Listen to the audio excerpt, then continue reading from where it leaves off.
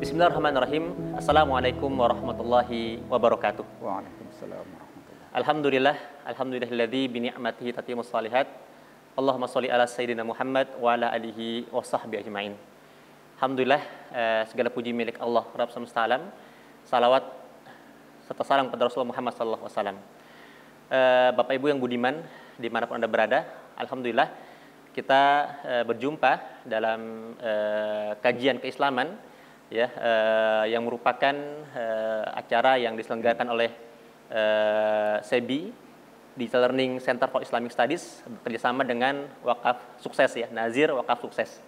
Dan untuk kali ini kita akan membahas tema kajian, yaitu adab-adab dalam i'tikaf dan bagaimana kita bisa menggapai malam Lailatul Qadar insyaallah ya. Dan kita sudah kedatangan narasumber dan kita bacakan ya CV beliau.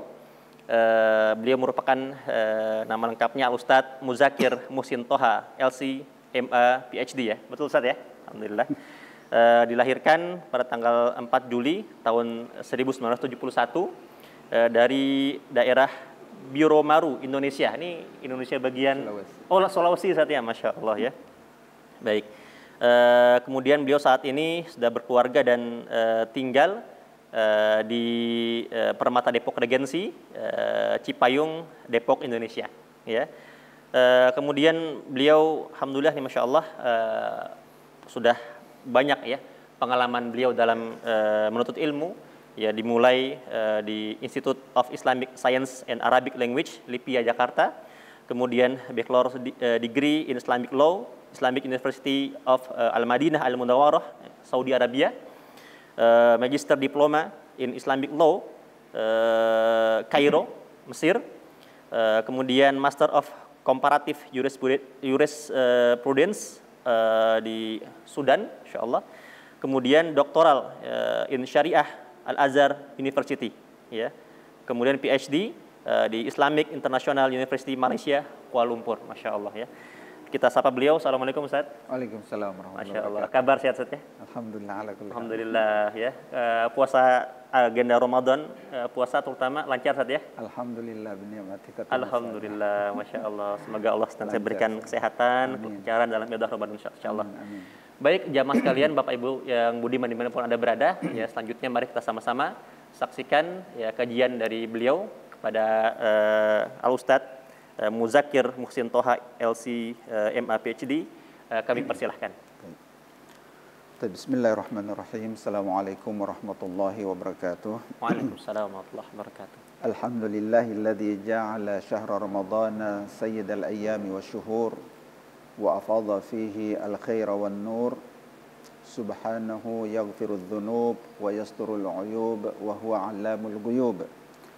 أشهد أن لا إله إلا الله وحده لا شريك له شهادة تنجينا من الشرور والفجور وأشهد أن محمدا عبده ورسوله العبد التقي النقي الخفي الشكور صلى الله عليه وعلى آله وأصحابه وسلم تسليما كثيرا أما بعد. Para pemirsa sekalian rahmati Allah, tanpa terasa kita sudah berada di hari yang ke-18 ya, memasuki 19. Bentar lagi kita akan masuk ke Al-Ashrul Awakhir dari bulan suci Ramadan. Demikianlah Al-Quran memberikan diksi di dalam ayat Allah, firman Allah melalui ayyaman ma'dudat, menunjukkan bahwa bilangan dan hari-hari Ramadan itu sebentar sekali, hanya hitungan jari. Tanpa terasa kita sudah berada di Al-Ashr Al-Awakhir nanti dalam beberapa hari. Ini menunjukkan bahwa kita perlu mensupport terus dan menambah semangat kita, karena Imam Ibnul Qayyim Al-Jauzi rahimahullah pernah mengatakan dalam kitab beliau At-Tabsirah bahwa innal khayla idza syarafat nihayatal midmar bazalat qusara juhdiha litafuza fi sibaq fala takunil khailu aftanu minka fa innamal a'malu bil khawatim. Beliau memberikan ilustrasi yang sangat indah terkait dengan akhir Ramadan ini, bahwa kuda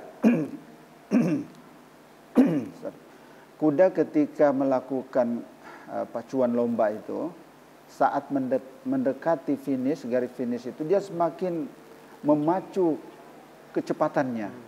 Untuk apa? Supaya dia yang memenangkan perlombaan tersebut.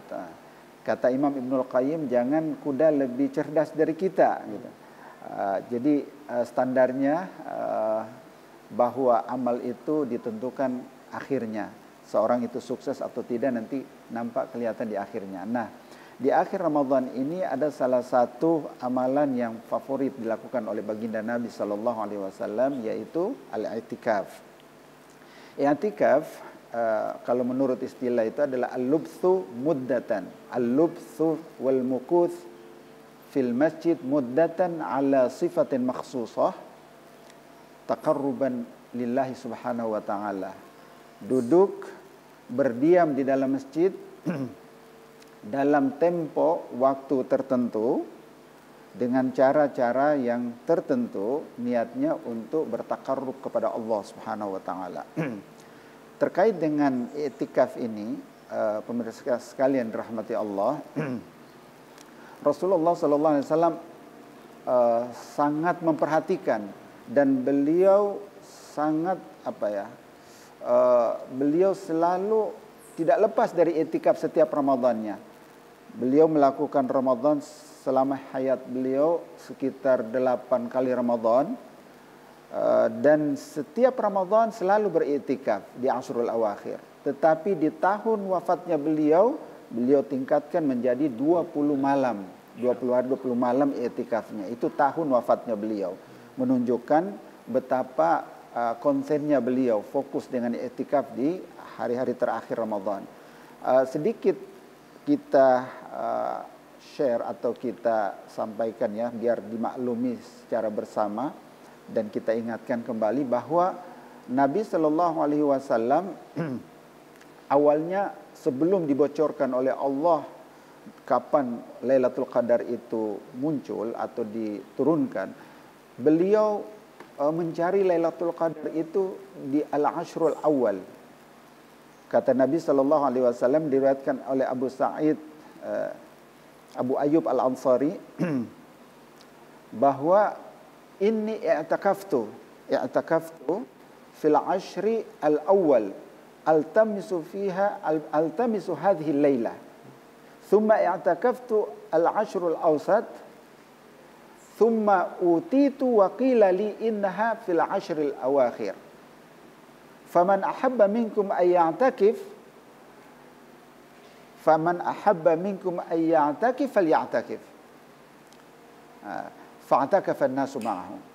Jadi Rasulullah membocorkan atau memberikan pencerahan kepada kita awalnya sebelum beliau tahu kalau Lailatul Qadar itu di 10 malam terakhir, beliau nyarinya di 10 malam pertama. Inni i'takaftul ashr awal altamisu hadhihi lailah, untuk mencari Lailatul Qadar. Tapi setelah beliau sadari kayaknya nggak ada Lailatul Qadar di Ashrul Awakhir ini.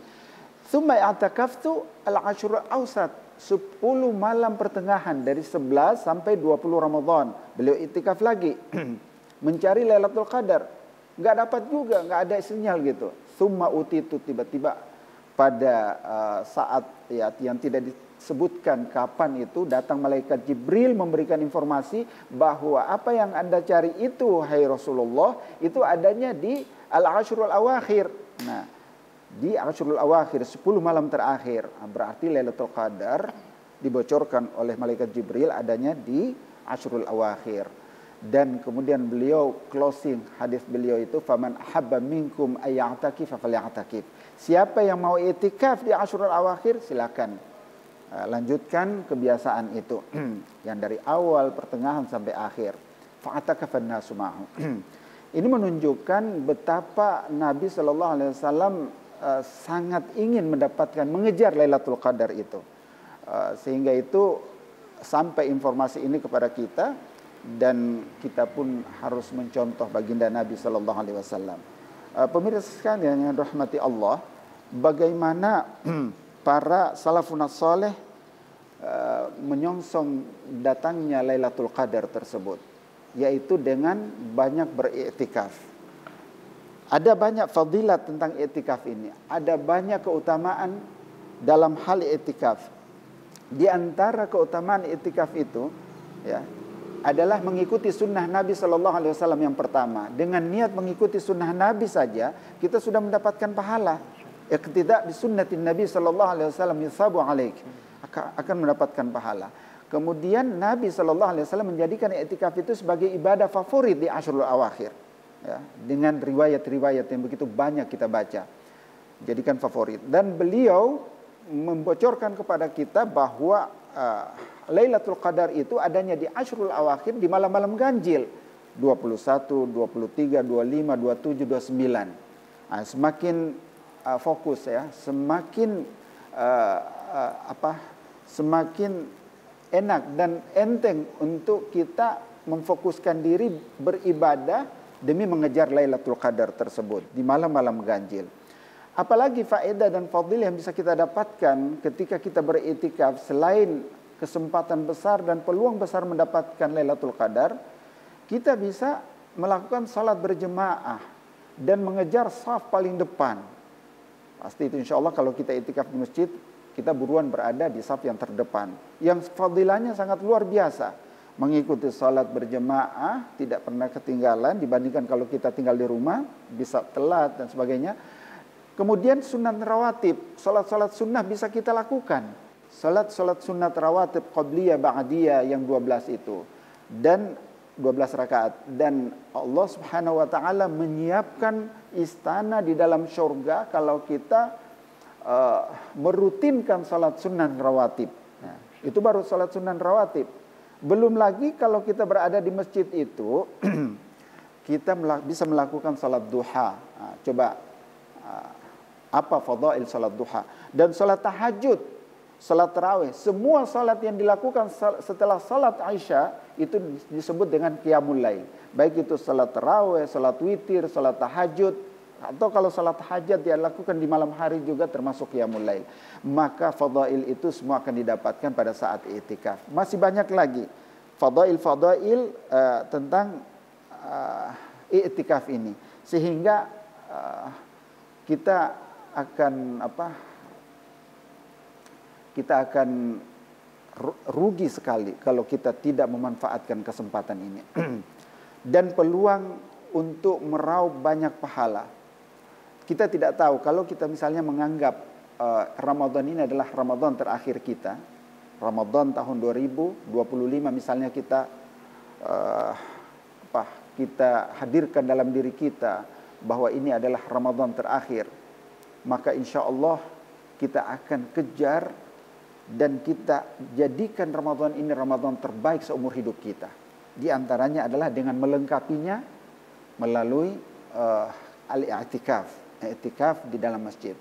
Dan i'tikaf ini pemirsa sekalian dirahmati Allah akan melatih kita untuk bersikap zuhud, tidak tamak terhadap dunia dan sering membuat manusia lalai dengan dunia itu.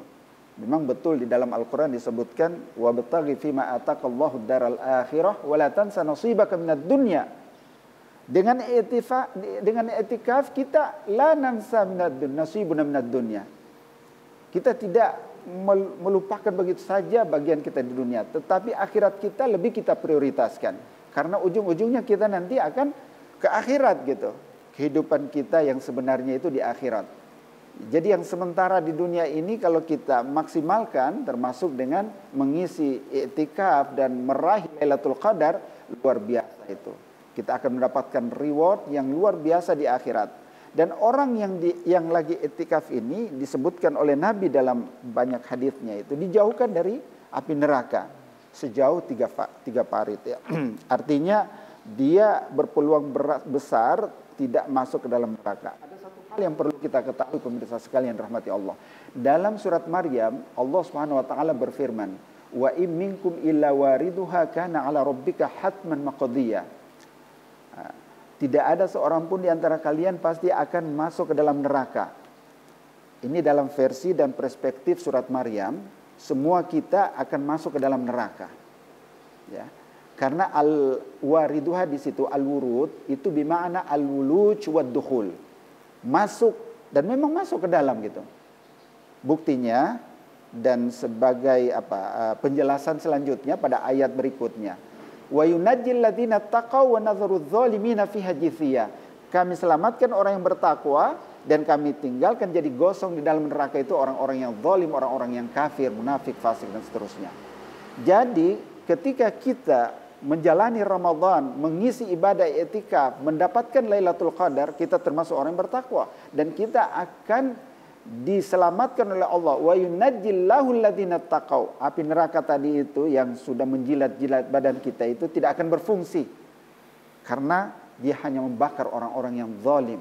Di sini kesempatan kita al-'aitqu minan niran. Puasa Ramadan kalau kita berhasil raih fadailnya dan berhasil mendapatkan juga Lailatul Qadar, maka kita akan terbebas dari api neraka. Banyak sekali. Dan juga ketika kita i'tikaf, kita bisa meraih pahala umroh. Di mana kita misalnya selesai salat subuh berjamaah, kita berzikir atau mendengarkan ceramah, kita tilawah sampai terbit fajar, kita melakukan salat 2 rakaat, fa ajruhu ka ajri umratin tammah kama qala Rasulullah sallallahu alaihi wasallam. Banyak sekali fadhail i'tikaf. Jadi sayang sekali kalau kita tidak manfaatkan.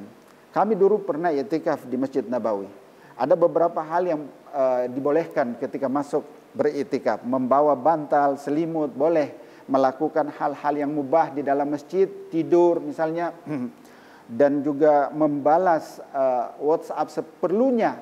Jangan sampai dihabiskan waktu untuk melihat handphone. Kalau bisa di-off-kan handphone tersebut. Karena pada hakikatnya kita i'tikaf itu adalah khulwah, kata Imam Ibnul Qayyim. Al-i'tikaf, hakikatul i'tikaf huwa khulwatun ma'allah. Hakikat daripada beriktikaf itu adalah khulwah, menyendiri, bersepi-sepi antara kita dengan Allah Subhanahu wa taala. Jadi jangan banyak ngobrol, apalagi sampai menghabiskan waktu dengan hal-hal yang tidak ada nilai ibadahnya. Kita sudah tidak tilawah, tidak berzikir, dan tidak mendengarkan tazkirah misalnya, cuma ngobrol, sia-sia i'tikaf kita. Dan pahala i'tikaf itu nanti akan sirna, kita nggak bakalan dapat. Maka ketika beriktikaf, di antara adab-adabnya adalah kita berkhulwah ma'allah bainaka wa bainallah faqat. Antara kau dengan Allah Subhanahu wa taala saja. Kita sampaikan curhat kita kepada Allah di malam hari, dalam tahannus dan dalam muhasabah kita. Kita berzikir, kita beristighfar kepada Allah. Hayati semua apa yang kita ucapkan itu, baik itu zikir atau Al-Quran. Ketika membaca Al-Quran misalnya, adakah kita mentadabburi ayat Al-Quran yang kita baca itu? Di situ kesempatannya. Di saat i'tikaf kita tadabburi dalam-dalam. Oh, begini ya, subhanallah. Wa yunajjillahu alladziina taqaw bimafazatin wasiqal ladziina kafaru ila jahannam zumara. Ketika menyampaikan ayat yang sama kepada orang-orang bertakwa, wasiqal ladzina taqaw ilal jannati zumara. Ada perbedaan yang signifikan di situ walaupun hanya dipisahkan satu huruf saja. Mengapa Allah menyebutkan wasiqal ladzina kafaru ila jahannam zumara ketika mengirim orang-orang kafir, orang-orang munafik masuk ke dalam neraka, tidak ada jeda waktu, begitu sampai di pintu itu langsung ditendang, diseret, dibuang mereka ke dalam neraka. Tetapi ketika menyebutkan kelompok orang-orang yang beriman memasuki surga berkelompok-kelompok, ada kata waw di situ. Wa qala lahum khazanatuha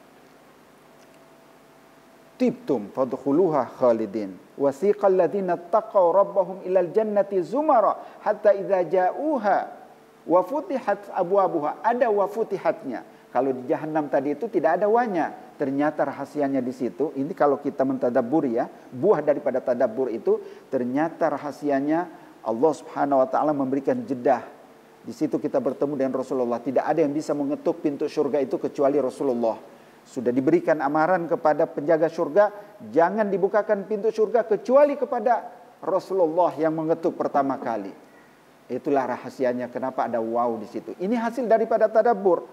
Belum lagi kita kalau baca ayat-ayat yang lain, subhanallah, itu perbedaan satu huruf, perbedaan fathah, barisnya saja bisa merubah makna dan menyebabkan kita bisa mengeluarkan air mata ketika mentadabburi itu. Pemirsa sekalian dirahmati Allah, itulah beberapa adab dan juga rahasia serta reward yang akan kita dapatkan ketika kita melakukan i'tikaf. Masih banyak lagi yang lain, dan poin yang penting yang perlu kita perhatikan adalah innamal a'malu bil khawatim. Itu jangan lupa itu. Dan kita sekarang ini berada di posisi terakhir, last ya. Sepertiga terakhir bulan Ramadan. Jangan membuat kita semakin lemas, semakin hilang semangat. Justru kita harus semakin semangat ya. Dan orang yang berada di penghujung itu disitulah yang akan menentukan dia akan termasuk pemenang atau tidak. Kemudian pemirsa sekalian rahmati Allah, orang yang selalu tinggal di masjid, dia qalbuhu mu'allaqun bil masajid. Ini termasuk orang yang akan dipayungi oleh Allah di hari kiamat nanti. Sab'atun yudhilluhumullah yawma la dhilla illa dhilluh. Rajulun qalbuhu mu'allaqun bil masajid. Ketika orang beriktikaf, dia selalu tergantung dengan masjid. Tidak tenang kecuali dia harus ke masjid lagi gitu. Jadi I'tikaf ini adalah pembelajaran bagi kita, training bagi kita, tadrib bagi kita untuk menjadikan hati kita itu terpaut dengan masjid. Sebab kalau hati kita sudah terpaut dengan masjid, kemana-mana pun kita pergi, lagi musafir, yang pertama kita cari, ada nggak masjidnya? Di mana masjidnya? Lagi sibuk, kita ingin cari masjid. Untuk apa? Salat di sana. Atau mungkin i'tikaf. I'tikaf itu waktunya tidak terbatas. Kapan saja. Sesingkat pun juga bisa, tergantung dari niat kita. Makanya kita pasang niat nawaitul i'tikafa fatrata tawajudi fi hadzal masjid. Saya berniat i'tikaf selagi saya berada di dalam masjid ini. Bahkan ketika kita sholat subuh, baca Al-Quran, tunggu fajar terbit, kita niatkan fatratul i'tikaf, kita termasuk orang yang i'tikaf. Tujuannya untuk apa? Supaya hati kita itu mu'allaqun, tergantung dengan masjid. Dan kalau kita sudah masuk dalam kategori rajulun mu'allaqun qalbuhu bil masajid, kita akan dipayungi oleh Allah pada hari kiamat, yauma la dhilla illa dhilluh. Pemirsa bisa bayangkan enggak keadaan hari kiamat itu? Matahari hanya sejengkal, ada orang yang keringatnya sampai di tumit, ada yang sampai di lutut, di pusar, di dada sampai tenggelam. Kok bisa? Ya, hadis mengabarkan seperti itu. Kita tidak bisa logis atau logikan hal-hal yang seperti itu. Tapi kalau Nabi mengatakan seperti itu, begitu adanya dan kita akan lewati itu. Nah, keadaan yang seperti itu begitu gentingnya, tidak ada tempat untuk duduk berehat, nggak ada orang yang jual es botol, teh botol dan sebagainya di sana, nggak ada. Mau duduk istirahat, nggak ada tempat duduk, tidak ada pohon-pohon untuk bernaung, nggak ada. Begitu peliknya keadaan saat itu. Nah, kita kalau termasuk orang yang qalbuhu mu'allaqun bil masajid, kita termasuk orang yang beruntung, yang akan dipayungi oleh Allah Subhanahu wa taala, tidak akan merasakan kesengsaraan di padang mahsyar itu. Pemirsa sekalian rahmati Allah, di sinilah kesempatannya kita luangkan waktu dalam beriktikaf. Adab-adab iktikaf itu adalah luruskan niat. Ini yang pertama dan utama sebenarnya. Luruskan niat dan jaga niat kita. Jangan karena faktor lain kita beriktikaf. Misalnya nggak enakan sama kawan ngajakin nih, dia udah di masjid ini, saya nggak datang ke masjid, udah deh, saya juga nanti kawan tuh cari kita belah. Nah, niatnya udah nggak benar kalau begini. Lillahi ta'ala walibtigha'i mardatillah, beriktikaf itu. Tolong luruskan niat itu. Nanti kalau kita rasa-rasa akan dibelokkan niat kita itu, kita baca lagi doa, Allahumma ja'al amalana kullaha salihah wa liwajhika khalisa wa la taj'al fiha li ahadin fiha syai'. Ini untuk tujuannya untuk tetap meluruskan niat kita. Karena niat ini juga sangat menentukan, pemirsa sekalian rahmati Allah. Seseorang itu akan menjadi ahli neraka atau ahli surga, itu tergantung niat. Kan ada dalam sejarah Nabi SAW, ada seseorang ketika Rasulullah berharap di antara para sahabat itu ada yang merangsek masuk ke tengah-tengah musuh, supaya membuat mereka bergeming dan ada rasa takut dan khawatir dengan pasukan Islam gitu. Tapi nggak ada yang maju ke barisan musuh tersebut. Tiba-tiba ada satu orang merangsek masuk, membabat habis musuh tersebut. Dan semua orang menganggap dia ini ahli surga. Ya'malu bi'amali ahli jannah. Tapi Nabi SAW diam saja dan mengatakan huwa min ahli nar. Dia orang ahli neraka. Sahabat yang lain heran. Dia coba telusuri, ikuti jejak orang itu.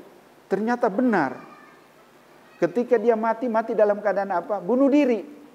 Jadi ujung pedangnya itu diletakkan di bawah, kemudian dia letakkan dada dia, lalu dia jatuhkan badannya, tembus pedang itu sampai ke belakang, mati dia. Supaya dia dianggap mati di ujung pedang musuh. Karena niatnya nggak benar. Padahal orangnya berani, dan dia kalau mati syahid, lurus niatnya pada saat dia mati syahid. Tapi Nabi SAW yang Allah Subhanahu Wa Taala selalu bocorkan rahasia-rahasia langit itu, tahu bahwa dia ini nggak benar gitu. Huwa mi ahlin nar. Maka luruskan niat pada saat beritikaf, pada saat apa saja kita melakukan apa saja amal soleh yang kecil apapun. Rubba amalin sagirin tukabbirhun niyah, wa rubba amalin kabirin tusaghirhun niyah. Kata Abdullah ibnul Mubarak. Ini bukan hadis Nabi, tapi kata Abdullah ibnul Mubarak. Boleh jadi niat kita sederhana saja, kecil, biasa-biasa aja gitu. Tapi kalau amal yang kita lakukan yang sedang-sedang atau yang biasa-biasa itu disertai dengan niat yang tulus, menjadi besar nilainya. Sebaliknya, kalau amalnya besar, contoh misalnya setiap hari Jumat kan kita diumumkan tuh oleh petugas di masjid bahwa si Haji Fulan bin Fulan telah menyumbangkan pembangunan masjid ini 100 sak semen. Dia menalangi bagian kiri dari masjid ini, dia akan bangun semuanya. Tetapi itu membuat dia besar kepala, dan dia tidak akan tenang atau dia tidak akan ridho kalau tidak diumumkan di depan seperti itu. Ini menunjukkan bahwa dia yura'unan nas, dia ria, ada perasaan ria di situ. Jangan seperti itu. Memang besar amalannya, tetapi kalau sudah diselingi dengan niat seperti itu, menjadi tidak bernilai di sisi Allah Subhanahu Wa Taala.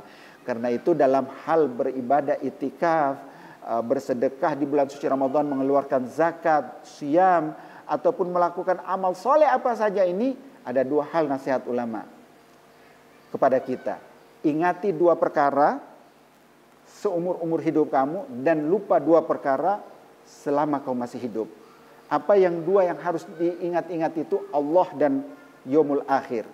Supaya kita selalu on the track dalam hidup ini. Apa yang tidak perlu kita ingat? Isa'atun nasi ilaika, perbuatan buruk orang terhadapmu. Kalau ada yang memfitnah, menggibah, bahkan menzalimi kita, udah deh, gak usah diingat-ingat. Biar urusannya kepada Allah Subhanahu Wa Taala. Kalau kita ingat, kita makan hati, akan menimbulkan dendam, hasad. Tidak ada untungnya bagi kita. Dan yang kedua yang tidak perlu kita ingat apa? Amal baik kita, perbuatan baik kita kepada orang. Tidak perlu dihitung-hitung, apalagi diliskan, dicatat, nggak usah. Setelah selesai, anggap saja tidak pernah kita lakukan. Itu nanti akan membuat nilai pahalanya sangat besar di sisi Allah Subhanahu Wa Taala. Karena itu dalam beritikaf, luruskan niat, kemudian fokuskan diri kita. Kalau bisa kita ada satu tempat di dalam masjid itu yang tidak bersentuhan dengan yang lain, karena kalau bergesekan dengan yang lain nanti akan saling sapa, menyapa, ngobrol lagi, padahal tujuan kita ingin mengkhatamkan Al-Quran sampai berkali-kali, akhirnya tertunda, terpending dan sebagainya. Khususkan tempat di dalam masjid khusus untuk Anda, dan fokuskan di situ ibadah-ibadah. Kemudian kalau ada yang datang mencoba untuk diskusi dan sebagainya, katakan ini shaim, ini mu'takif. Belum waktunya, nanti insya Allah setelah Lebaran kita akan obrolkan kembali topik-topik tersebut. Kemudian jangan sampai secara keseluruhan perbuatan dan perkataan yang tidak bermanfaat hendaknya kita pending dan kita saum, kita tahan pada masa kita itikaf tersebut, dan kita banyak untuk membaca Al-Quran, bertafakkur, muhasabah, qiyamul lail. Untuk fisik kita lakukan qiyamul lail, zikir. Dan untuk hati kita muhasabah, dan untuk fikir kita selalu mengingati Allah Subhanahu Wa Taala. Itu ada banyak lagi beberapa hal yang perlu kita ketahui dalam hal i'tikaf, dan termasuk adab-adabnya, dan ada hal-hal yang perlu kita perhatikan juga supaya tidak batal i'tikaf kita, yaitu ketika kita keluar. Kalau kita keluar tidak ada hajat yang syar'i, bukan mendesak, maka pada saat itu i'tikaf kita akan terputus dan menjadi batal. Kalau mau pingin itikaf lagi nanti mulai lagi niatnya dari awal gitu. Tetapi kalau kita berniat dari awal malam ke-10 tersebut, yaitu di malam ke-21, kita sudah mulai etikaf, maka kita tahan jangan sampai keluar kecuali urgen. Nah, di sini yang dibolehkan untuk keluar adalah kalau pergi ke toilet. Toiletnya kebetulan di luar masjid misalnya. Atau misalnya ada hal yang perlu kita selesaikan di rumah, tiba-tiba ada yang WhatsApp anak sakit, dibawa ke puskesmas, ke rumah sakit. Boleh, itu mendesak. Tapi jangan lama-lama, setelah hajat itu selesai ditunaikan, balik lagi ke masjid. Insya Allah pahala itikafnya terus berlanjut. Kemudian juga perlengkapan yang membantu kita dalam beritikaf itu bisa kita bawa, asal jangan hal-hal yang sifatnya najis. Kemudian juga menerima tamu misalnya kita tidak ada di rumah, akhirnya tamu merasa perlu untuk menemui kita di masjid misalnya. Boleh dilakukan. Sebagaimana yang terjadi di zaman Rasulullah SAW dalam kondisi beritikaf, beliau menerima sahabat bertamu, menyelesaikan satu masalah yang urgen, dan setelah itu kembali fokus dalam beritikaf. Makan, minum, tidur dan sebagainya juga boleh dilakukan selama tidak terlalu israf ya, tidak berlebihan yang menjadi hal yang dilarang di dalam agama.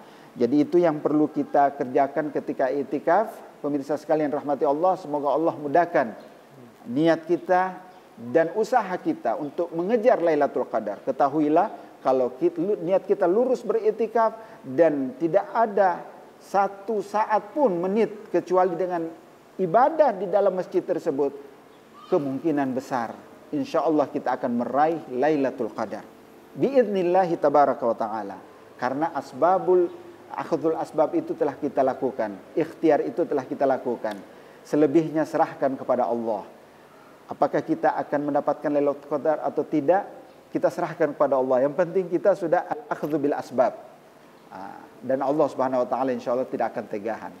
Jazakumullah khair ala husni istima'ikum. Mungkin cukup ya sebagai bekalan kita nanti insyaallah mengisi Ashrul Awakhir dalam ibadah itikaf, dan semoga Allah kuatkan dan Allah Subhanahu wa taala tuntun kita sehingga insyaallah kita bisa meraih Lailatul Qadar di bulan Ramadan tahun 2025 ini. Hadanallahu wa iyyakum ajma'in. Billahi taufiq wal hidayah. Lebih dan kurangnya saya mohon maaf. Assalamualaikum warahmatullahi taala wabarakatuh. Waalaikumsalam warahmatullahi wabarakatuh. Terima kasih jazakallahu khair Ustaz atas pemaparannya, Masya Allah. Jamaah sekalian ya, sungguh besar tadi yang beliau sampaikan keutamaan itikaf di 10 hari terakhir di bulan Ramadan. Mudah-mudahan Allah Subhanahu wa taala memberikan kita kekuatan untuk bisa menjalankan i'tikaf ya di 10 hari terakhir tersebut, jangan sampai merugi. Belum tentu kita bertemu lagi di Ramadan berikutnya Ustaz ya tahun depan seperti itu. Baik, jemaah sekalian, sampai di sini kajian kita hari ini. Mari sama-sama kita akhiri. Subhanakallah bihamdika asyhadu an la ilaha illa anta astaghfiruka wa atubu ilaik. Atas segala kekurangan kami mohon maaf. Billahi taufiq wal hidayah. Assalamualaikum warahmatullahi wabarakatuh. Waalaikumsalam warahmatullahi wabarakatuh.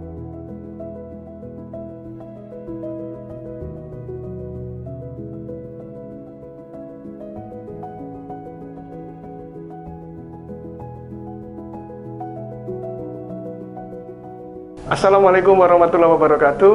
Alhamdulillahirrahmanirrahim. Selamat berjumpa kembali para pemirsa Sebi TV dan tentunya sahabat wakaf dan Bapak Ibu Budiman. Pada hari ini kami berbahagia sekali kedatangan tamu Bapak Insinyur Abdul Aziz Muhtadi, Direktur Nazir Wakaf Sukses. Pada hari ini kami menandatangani MOU kolaborasi dan kerjasama fundraising wakaf untuk pembangunan Sebi Quranic Center, di mana asrama bagi para mahasiswa, peralatan, prasarana pendidikan, dan juga ruang-ruang kelas yang semuanya bermanfaat insya Allah untuk penciptaan generasi muda kita yang mencintai Quran, berkarakter mulia, dan insya Allah berkontribusi dalam pembangunan umat dan bangsa kita. Demikian juga kita melakukan MOU untuk kolaborasi pengembangan SDM, capacity building generasi muda kita melalui platform digital education, yaitu DLC Sebi, Digital Learning Center for Islamic Studies. Kami berharap konten-konten yang menarik, pendidikan yang mencerahkan, dan juga tentunya media dakwah yang berkembang bersama masyarakat, bersama para pimpinan dan asatidz di Sebi, dan tentunya jejaring wakaf sukses dapat melahirkan generasi muda Indonesia dan adik-adik mahasiswa kita yang berinteraksi dengan nilai-nilai Islam, pembangunan kebangsaan kita yang lebih baik. Mudah-mudahan Allah SWT memberikan kemudahan dalam program kerjasama ini. Terima kasih kami ucapkan. Assalamualaikum warahmatullahi wabarakatuh. Assalamualaikum warahmatullahi wabarakatuh, sahabat wakaf yang dirahmati Allah. Alhamdulillah pada hari ini, hari Kamis, ya, tanggal 20 Maret 2025, bertepatan dengan 20 Ramadan 1446 Hijriah. Alhamdulillah kita sudah menandatangani MOU dengan pihak SEBI, State SEBI. Ada dua MOU yang kita tandatangani. Yang pertama adalah MOU wakaf, penghimpunan wakaf untuk SEBI Quranic Center. Ini merupakan program SEBI untuk mengembangkan ya, suatu Quran Center yang untuk penciptaan ya SDM yang basicnya Quran tapi juga intelektual ya. Jadi Quran yang berjalan. Yang kedua, kita tantangan juga di sini dengan SEBI juga, yaitu untuk program DLCIS, Digital Learning Center for Islamic Studies. Ini merupakan kampus digital ya, kampus digital. Kita sekarang udah eranya digital untuk pengembangan dunia pendidikan di digital. Insya Allah kami wakaf sukses terus mendukung di dunia pendidikan, karena pendidikan ini merupakan suatu tonggak peradaban ya. Ketika pendidikannya lemah, maka peradaban itu akan lemah dan bangsa itu juga akan lemah. Demikian, terima kasih pada SEBI yang kami ucapkan, dan juga saya menghimbau kepada para rekan wakaf, sahabat wakaf, dimanapun berada, mari kita sisihkan sebagian rezeki kita, baik itu yang bersifat retail atau yang bersifat lebih besar gitu ya, 1.000, 2.000, 100, 200, sejuta, 2 juta dan seterusnya untuk program ini. Insya Allah kemanfaatannya untuk umat, dan insya Allah kami amanah mengolah dana wakaf saudara sekalian, dan insya Allah ini menjadi salah satu tonggak sejarah. Dan kita memang di bulan Ramadan ini kita mulai ya, peletakan batu pertama untuk kedua program ini. Demikian, terima kasih. Assalamualaikum warahmatullahi wabarakatuh.